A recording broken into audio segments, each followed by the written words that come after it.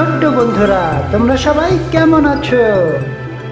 মিষ্টি জাদুর দুনিয়ায় তোমাদের সবাইকে স্বাগত। আজও আমরা একটি ছোট্ট মিষ্টি গল্প শুনব, যে গল্পটি হলো এক বানর, ছোট্ট বালক, বুদ্ধি এবং দাদু, গ্রামের বিজ্ঞ লোক। তো বন্ধুরা, চলে যাই আমরা গল্পে।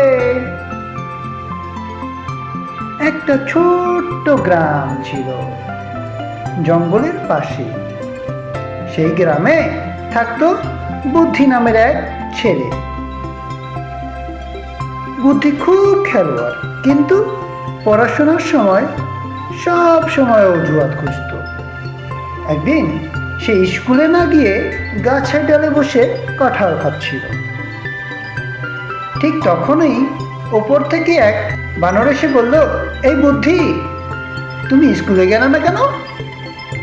বুদ্ধি তখন বলল, আজ তো পড়ার দিন না, আজ খাওয়ার দিন, পড়া তো কালও পড়া যাবে। বানর হেসে বলল, আমি কিন্তু প্রতিদিন গাছে গাছে ঘুরি, খাবার খুঁজি, না খুঁজলে পেট খালি থাকে। আর তুমি পড়া না পড়লে তোমার মাথা খালি থাকবে। বুদ্ধি তখন একটু ভেবে চুপ করে গেল।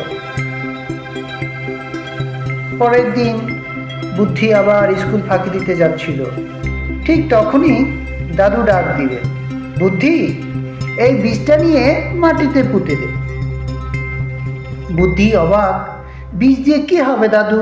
দাদু হেসে বললেন, আর যদি বীজ পুঁতে না দাও, কাল গাছ হবে না। ঠিক তেমনি আজ যদি পড়াশোনা না করো, কাল বুদ্ধির ফল পাবে না।